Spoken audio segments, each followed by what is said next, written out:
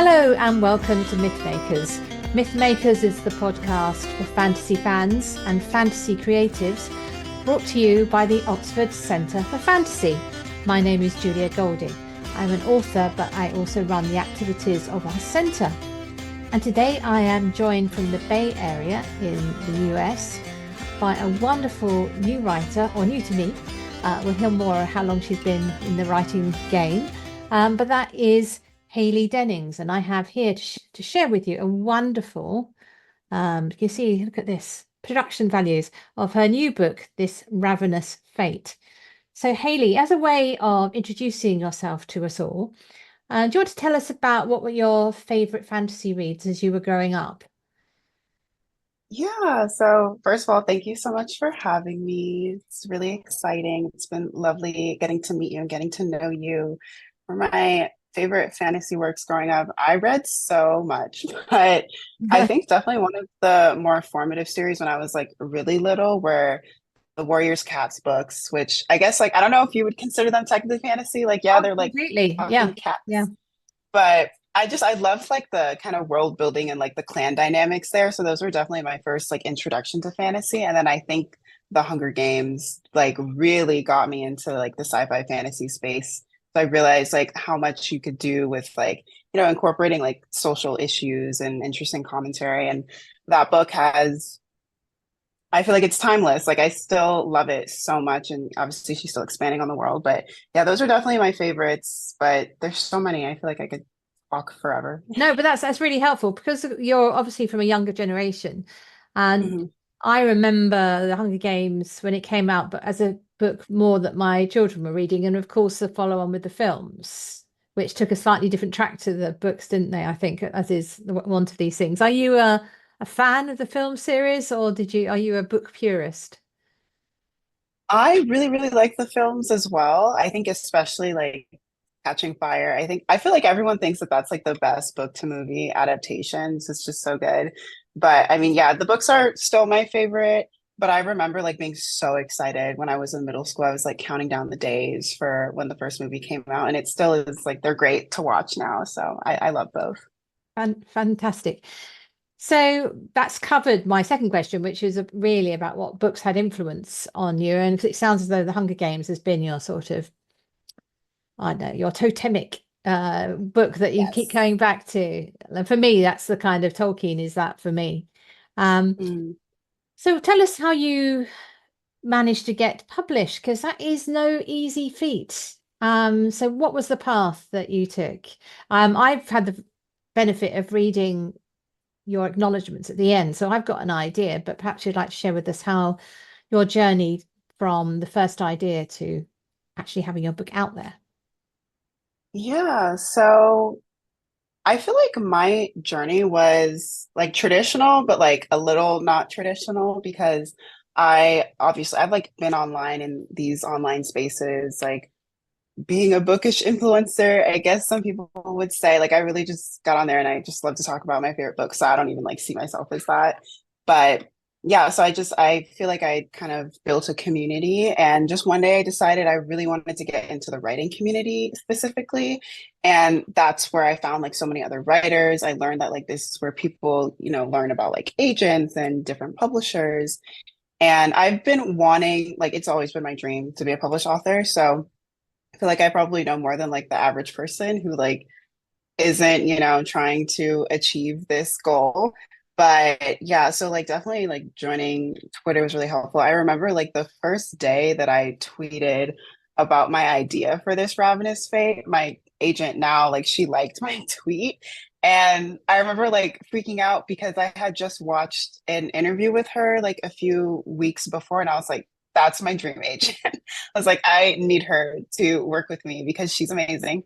And then she like knew about me, and I was like, that's crazy. And so, yeah, I just continued to like talk about my journey on Twitter, and I got like a lot of interest from editors and agents. There would be some who like messaged me asking to like read my book before I was even done with it. And I was like, oh, this is like a real thing. Cause at this point, This Ravenous Fate was the fifth book that I had written. So I was like, okay, I think this time I actually need to like try to get this one published. All my friends were like, you need to stop stalling. Like, this is the one. And all the interest from the professionals like in the industry, I was like, hey, yeah, it's real. So I did that. And then one of my mentors and friends, Jen Ferguson, she messaged me about this opportunity with We Need Diverse Books. It's like a revision workshop for Black creatives. And I applied for that and I got in. So I spent like the summer revising my book. And at this point, there was like a couple agents who were like waiting to read my book. And I was like, oh my God, the pressure's on. Like, I actually need to make this book good. And I need to, actually get it out there one day. And I decided to participate in a Twitter pitch competition called DV Pit. And that's, I think, when I got like the most interest and when people were like really excited and it felt really real. And then a little bit after that, I queried, got my agent, and then we went on sub, got my book deal. So, yes, it was like a long, long process, but also people can be on sub or in the query trenches for a long time. So I'm really lucky that for me, it did not last that long. And I think honestly, I just tried to use like a lot of the resources I had at hand, like social media and like being able to show publishers and agents that there were people interested in my book definitely really helped. But it was a long process. Like that was my fifth book. For a long time, I didn't think that it was going to happen because the book right before then, I tried to send it to a revision workshop and it was rejected. And I was like, well, maybe I'm just not meant to be a writer. Like maybe this is not for me. And then the book I decided to write after that was This Ravenous Fate. And now it's coming out in 2 weeks. So it all worked out. And congratulations, brilliant. Thank you. By the time this is broadcast, I think your book will be out. So that will be, you'll be able to, if you're listening to this, you don't have to wait 2 weeks. You'll be able to get it now, which I strongly encourage you to do so. Um, it was interesting listening to you talking about having written 4 other books first. I've just been recommending the Neil Gaiman talk. He gave the Tolkien at 50 talk at Oxford just recently in the summer, and he quoted Ray Bradbury, the science fiction writer, saying every writer has a million bad words to get out of them before they're ready to be published. I don't know if that's strictly true, but it's quite a nice thought for those of you who have been around this circle of being rejected, that actually maybe that's just some of your million that you need to get out your system before you get the book that has the excitement around it. Okay, so tell us a little about this wonderful idea you've had, This Ravenous Fate. It's a bit like your elevator pitch, but tell us what we would be reading if we pick it up or listen to it, or however we have our books these days. Yeah, so I call This Ravenous Fate my sapphic vampire book because it follows a vampire and a vampire hunter in 1920s Harlem who are forced to work together to solve a mysterious string of murders that might be connected to a cure for vampirism, which in the book I call it Reaperhood. They're called Reapers. And yeah, it's young adult historical fantasy, lots of blood and intrigue and crime and yearning because the main characters are childhood friends that turned into enemies and now must grapple with all the shared history between them while having to work together to defeat a greater evil. So it's a lot, it's dark, but full to the brim of like a lot of Black history that I think is really important to kind of resurface. Because the main reason I wrote this book was because I felt like there are a lot of parts of our history that are kind of brushed over, and the Harlem Renaissance was one of those things. Hugely like celebrated time period where Blackness was really celebrated. And I feel like a lot of times when Black history is brought up or taught, at least like in my classrooms where I went to school, it was always a focus on our trauma. So I've always been really fascinated with the Harlem Renaissance and how it's like a celebration of Blackness. And but I still obviously when writing the book wanted to be honest to everything going on during that time. But it was really fun to get to explore the fun parts of the expansion of the culture and all the things that Black people were accomplishing. So yeah, that's my long pitch. No, that's great. I don't know much about the Harlem Renaissance other than the occasional film. Particularly recently, there's been a few films about that period, but it was a lot of it was new to me. It was great to read. But picking up on the theme of blackness, the first thing that struck me is your dedication, where you dedicate it to Black girls, you are enough. And I love that. Of course you are. You're more than, you're Yeah. exactly. I don't want any, that's just wonderful dedication. I loved it. But it made me think about your choice to have all the main characters from within the Black community in Harlem. Um, am I right in connecting the dedication to that choice? Because I can imagine a world of like central casting or publishers saying, well, it's all very well having these strong Black characters, but let's also include for diversity, a white character or a Asian character, a main character, because you do have these characters there, but not as the main characters. Am I right that there is a connection between this enough to be these characters from this world? You don't have to do a sort of social engineering of balance. Yeah, no, definitely. I think like it's interesting, my dedication. I like thought really long and hard about it for a long time because I was like, this is my first book and I want it to obviously be something meaningful. So I was like, I need to do something like really artsy or whatever. And then I was like, no, what is the main message that I want for this book? It's that I want people who look like me, like when I was younger and I didn't have books that had people who look like me in them. I want them to know that their stories matter and, they are heard, they're seen, and, they're loved. So that definitely was a large part of it. And I mean, it's interesting that you mentioned that because, like, growing up, when I first started writing, I didn't write about Black people or Black girls. I wrote about white characters because I didn't know that I could write about Black people because all the books that were around me, like at my schools and my libraries, like they had people that didn't look like me. So I didn't know it was possible for someone who looked like me to be a hero or like even the villain or like any part of the story. So that was really important to me whenever I set out and I actually started writing my own books. My mom, like one day, I think she read one of my stories when I was younger and she's like, why don't you write a Black girl? And I was like, I didn't know I could do that. So that changed my life.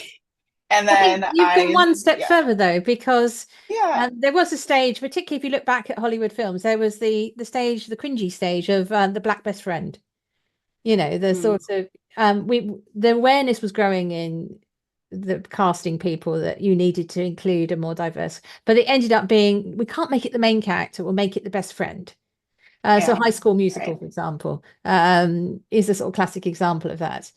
Uh, but you've just said, right, let's not, in the same way as we read books which might have a kind of all white cast, like the original version of the Harry Potter stories. You just think, fine, that's how it is. And in your way, you're also normalizing the fact that you don't have to, you can get past that. Of course, there is a theme of blackness in it, but it's just they're just the characters. right.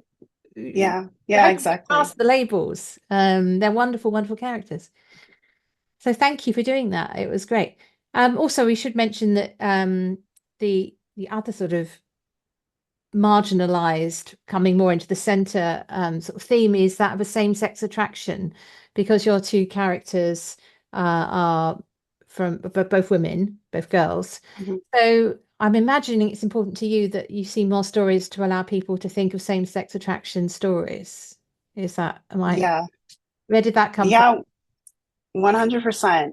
Honestly, I just like, even like from my own identity to just queerness is a big part of my life. And I think that I feel like a lot of times in publishing, they usually allow like one marginalization. They're like, you can be Black or you can be gay, but like if you're both, that's too much. So for this book, I was just like, no, I want to tell the story that feels the most real and natural to me. And like, there are a lot of different components to this for me, but like, at the heart of the story, I was like, it's two girls who have like a really intense relationship. And so I always knew it was going to be between them because it was kind of based on like feelings that I had surrounding my own friendship breakup, which as I've like been in this community and like been promoting my book and talking about a friendship breakup, I've realized I'm like, this is like a really big thing in Mm. queer and specifically sapphic communities where they have like an intense relationship with their friend. And then, the feelings are a bit confusing, especially when you're younger. And so that was like really interesting for me to get to explore, especially for like a younger audience where feelings and emotions are so big and like even the littlest things that happen feel like it's the end of the world. And then I think also like specifically for like vampire literature, Carmilla is one of the first like well-known vampire books, and that book is supposed to be like a warning against homosexuality and specifically like lesbianism. The vampire is seen as a monster who's like tempting the main character and corrupting her. And so getting to write this book that's kind of like a response to that and saying that that's not the case and it's okay if, you're queer and you're different, it doesn't make you a monster, was also really important to me as well. So yeah, getting to write that and like feel completely free and like you said, like normalizing it. So it's not, just someone picks up this book and it's like, this is like a Black lesbian book. Like I can read it for diversity or whatever. No, like this is just a book that anyone can read Yeah, and just like have fun with and see themselves in. I kind of was. I sort of wondered if I even should ask these questions because I was thinking I so much more I read about vampirism really and Mhm. intense friendships, but I thought the identity thing is there, and I thought, well, I need to ask you. It's a bit like Yeah. otherwise it would be odd. But I do want to stress that in case someone listening to this has got the wrong end of the stick, being a vampire isn't equated to being queer at all. It's just that that friend has fallen to this reaperdom. Mhm. It's nothing. It's not to do with her sexual identity. It's just this other. That's she could have been anything. Yeah, I don't want to make people think that there's a connection there. Right. So let's turn to Vampire Story, which is great fun. So this cuts across the racial tensions of the era because anyone become a Reaper. Um, and let's think more about your characterization of the interwar jazz era. Can you want to talk a little bit more about what you like about the vampire presence in that era? Because it seems to be a really good fit because of all the sort of like the seediness and the speakeasies. And anyway, over to you because you're Yeah. at this. Yeah, no, I love that question. All these questions have been so good. But I mean, I just, like you said, I think it just fit the aesthetic very well. And when I was like doing research on the Harlem Renaissance and the 1920s, so much of the time, one of the lines that like stuck out to me a lot is that this is one of the most morally corrupt periods of US history. And I was like, yeah, like this is so fascinating. There's so much like bad stuff going on in the shadows and like still things that like the government is trying to hide and that people don't want to teach kids about in history class. And so that was really interesting to me. I really wanted to lean into the darkness aspect, so I thought it would be cool to kind of have these like contrasting aesthetics of like the glitz and the glamour, but then also like kind of the blood and the shadows that are kind of lurking amongst all that decadence. And so vampires definitely fit into that because I think vampires, like, when you look at them, like, they look pretty human, at least like some of them, depending on the lore that you believe in. But then, like, you get to know them or like you look closely or you let them bring you into the shadows and they turn out to be something incredibly dangerous and, violent. And I just thought it was like really interesting imagery and like a theme to follow because I think like for so much of US history specifically, the US has tried to like make itself seem like it's this great place of dreams where people can come and like achieve all their dreams and be successful and like be happy. But there are all these things that they kind of like brush under the rug, these terrible, terrible things that they've done to like marginalized communities. And I just thought like I want to tell that story where it's honest about, how great the US seems on the outside, but then when you really get into it, there are a lot of terrible things lurking beneath.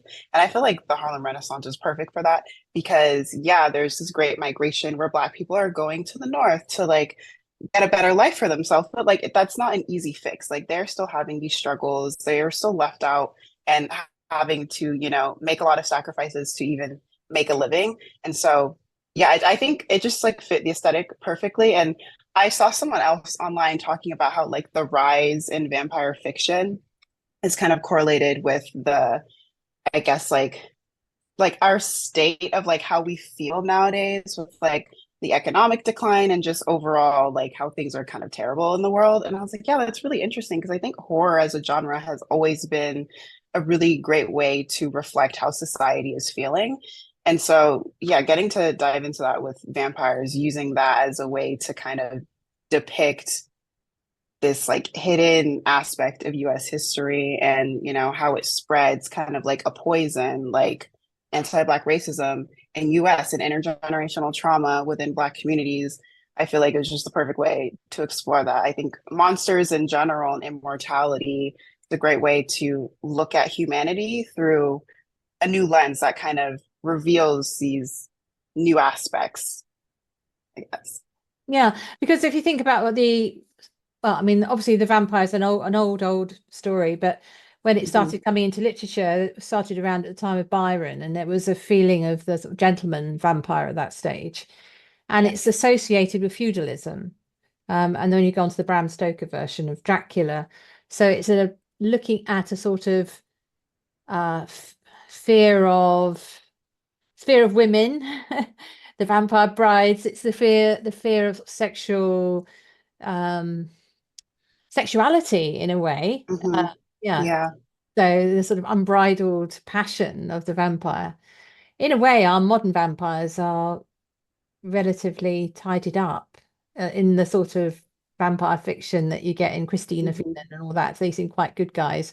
Well, they very often they split them into two sorts. There's the kind of sexy ones who are not Yeah. devolved, and there's the devolving sort. So there's this sense of the breakdown of the human body quite often.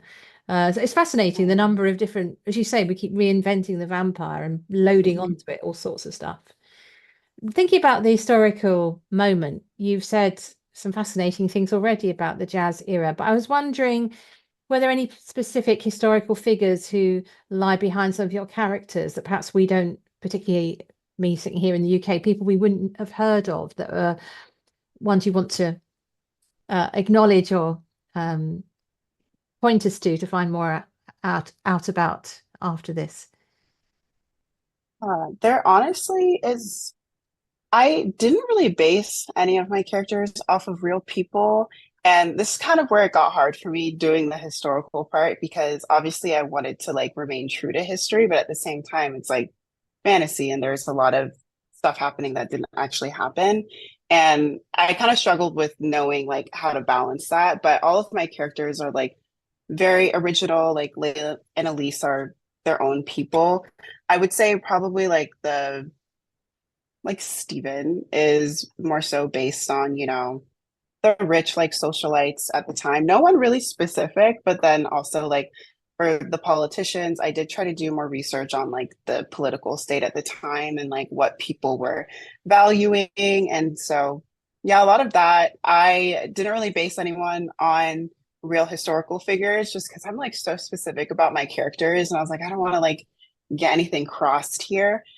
But there was definitely I some didn't mean that. I meant inspirations. more Yeah. that I don't know, maybe some of the singers or whatever of the period. I had a Yeah. Billie Holiday soundtrack in my head. I don't know if that's a bit late, but that's what was sort of. Yeah, no, there, I mean, there are definitely like some, I guess you would call them like cameos for some characters, like more in the background, like Alan Locke, I think he was mentioned if the line wasn't cut. I don't remember if it was. And then there's like some descriptions of like jazz music for a singer. I don't know, I'm like blanking on what her name is, but there's like a whole like line about like her singing and it's like Layla's walking past a club where she's supposed to be performing. And then there are lines about like writers being in the background, like, picking up on the gossip, writing down inspiration for stories is supposed to be a call out to like Zora Neale Hurston. So yeah, there are definitely some references there, but I don't know. I think like I'm so weird with historical because I'm like I have like more of a focus on the places, I think, than the Okay, actual yeah. people. And so I more so wanted to focus on like the contributions that the people made and like how I could incorporate that and like their movements into the story rather than like the people themselves. But there's definitely like some inspiration there, of course, because they have huge influence over the time period. But yeah, really love that question. Yeah. So the Cotton Club, I've heard of as a name, and is that, am I right in thinking that's a real place? Yeah, good, Yes. good. I was just slightly worried I was uneducated about the Harlem No. Renaissance. I'm trying to get my facts right. Okay, so I was going to say, I just wanted to point out what amazing prose writer you are. Because when I first Thank picked up you. this book, it's got some cover quotes which wouldn't immediately entice me into it because I'm slightly squeamish. I am, not slightly. So things that say sweetly vicious, I think, oh, will my delicate sensibilities be able to cope? And I totally did cope because you just write so beautifully. And have you had some creative Thank writing you. training, or is this just because you read a lot and you've absorbed and developed your own style? Tell us a little bit about how you write and your approach to style, your voice, I suppose. Well, first of all, thank you. That's very nice. And like, I don't know, whenever I see people compliment my prose, I'm always kind of shocked because I feel like that's not one of my strengths. It is. So it's thank you. It's been amazing hearing that feedback. And honestly, yeah, I think it's just because I read a lot because like I love like beautiful prose. So I tend to gravitate more towards writers and books that have that, and I love to like study them. I love poetry, so that's another thing that I think would definitely have influenced my writing.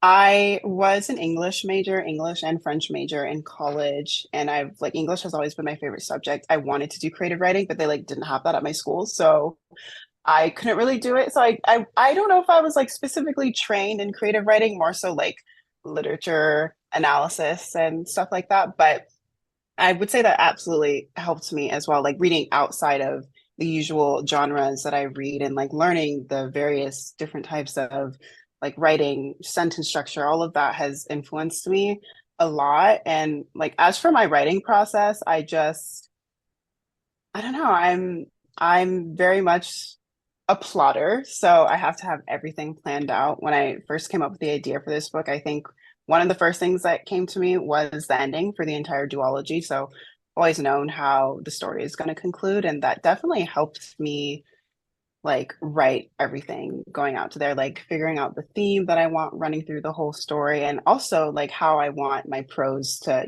fit the setting.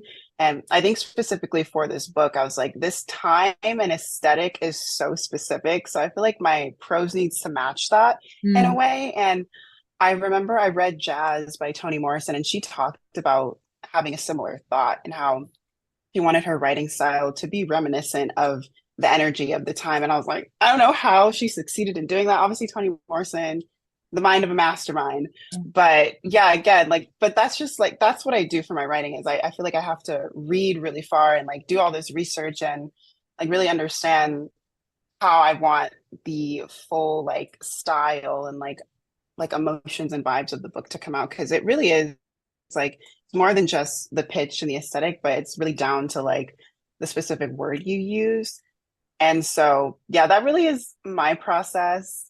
But I am also a perfectionist. So in edits, I'm constantly tweaking things and trying to make sure that it reads right. So I'm glad that you found it to be really nice and that other people do as well, because that tells me that I did a good enough job. You certainly did. And I agree about the perfectionism. I have that. I just did the very last round of edits on a book that's coming out in October. And I was looking back at my email and I'm talking about the placement of a comma in one line. I'm thinking they'll be getting that, thinking, gosh, she's so, you know, go Insane. away. But anyway, it mattered to me. So I thought I'd mention it, Yeah. you know. Yeah. So do you have, oh, I should ask you before I ask you for your fantasy tip, but you mentioned it's a duology. Have you finished part two? And is there a publication date for part two? Yeah, we don't have the exact date yet. I've written the first draft and I'm currently doing my edits. We're aiming for an August 2025 release. Right. So I guess as long as I can finish these edits on time, hopefully that'll still be the case. But yeah, book two is A lot. It's very hard. Like I've talked to a lot of writers and they're all like, book two is the worst. Like you're gonna have the worst time. And I was like, no, it's fine. It's just a sequel. Like I'm just continuing what I already have. No, it's been really hard, but it is a lot of fun. Kind of bittersweet because obviously I have to say goodbye to these characters. But I don't know. I think duologies are so perfect in like length and like story arcs. So it's been really cool and like a fun challenge getting to really test my skills and how I can make sure these characters are developed, their relationships are developed, and that I give everyone an ending that is worthy and good. So it's been a lot, but I'm getting through it. Well, that sounds great. We look forward to part two. So, going back to what I mentioned about a fantasy tip, this could be something you've read, something you've watched, or just something that came to you whilst you were writing your own fantasy, something you think would help an aspiring writer. Yeah. Hmm. I picked up a few tips Oh. along the way, like read Toni Morrison. Read, Yes. I mean, I'm hoping people are making notes. But is there anything else that perhaps you've watched recently or read recently that made you look again at your own Yeah. writing? Yeah, honestly, I think the number one thing that's helped me is going outside of writing and studying like story structures of other stories that you really, really love and just understanding what they do and why it works for you. So for me, Arcane on Netflix is, I think, like probably the most brilliant show ever. And anytime I see any part of it, I'm just constantly inspired by, the way that they've laid everything out. And like the next season is coming out, literally just the trailer is a piece of art. So I think like I don't know, whenever people say like you should read a lot, yes, I agree. Like read Toni Morrison. I think everyone should read Toni Morrison because she's brilliant. But I think it's also important to get into other mediums because there's so many different ways to tell a story. And if you like you can learn a lot from other genres. Like I always say that horror and horror tropes are so fascinating and smart in the way that they are able to depict certain themes and issues. And so I always kind of slip like little horror things into my books, like no matter, well, not like a romance book, but like my fantasy books for sure have like a lot of horror aspect. And I'm aware that like not everyone's going to want to do that, but I think just looking at the way that they use certain like genre conventions or tropes is really, really helpful. So that's always my number one tip. Read broadly and widely, but also like don't be afraid to take time to like watch stuff as well, like animated things, TV shows, movies. Also, like listen to music, read poetry. That's like my number one thing I would say. Poetry and other genres outside of what you're writing for sure. Thank you. That's a great tip. Right, so just a little bit of fantasy imagination now. We always end with where in all the fantasy world is the best place for something, and we've covered quite a few, best wood, best tavern, best library, and so on. And I thought it'd be quite fun to choose any fantasy universe where you have something of an underground club, like a speakeasy.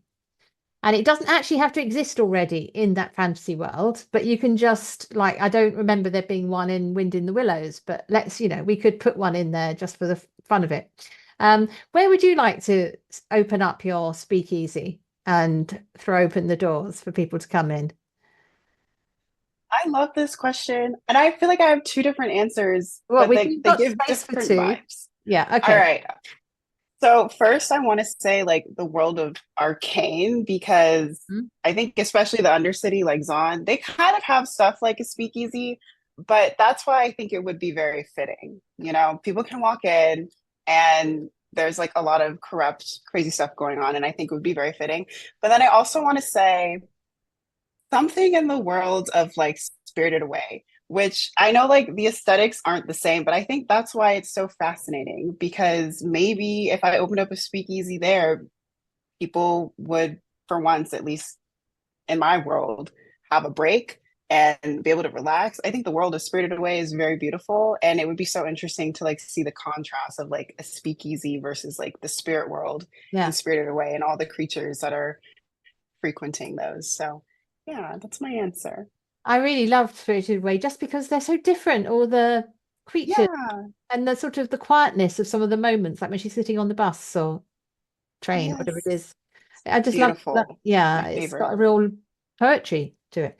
I think I would Yes. open my speakeasy in Alice's Wonderland. I mentioned this to you Yes. in advance because I think that most of Alice happens during the daytime and everyone needs somewhere to go at night. And I think having all Yes. those characters like the Mad Hatter, he seems to fit right in at the bar. He wouldn't leave. Yeah. He wouldn't go back to his tea party. And the hair and the dormouse. In fact, they feel like customers already. I can just sort of, Yeah. yeah. And you could get the Duchess or the Red Queen singing at the being her diva. Yeah, no, I think that'd be great fun. So my speakeasy is in Alice in Wonderland. Oh, and I'd love to see that now. That sounds amazing. Yeah.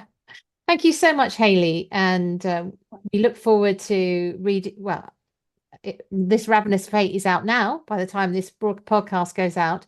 But also, we look forward to part two. Has that got a title? What's part two called? It does, but I don't think I'm allowed to share it yet. Oh, to be confirmed. Part two, but it's written, so we know you don't have to worry Yes. that it won't ever complete. So it's on its way. Thank you very much, and thank you for joining us on Mythmakers. Thank you for having me. I had the best time. It was lovely getting to talk to you, and yeah, I'm excited.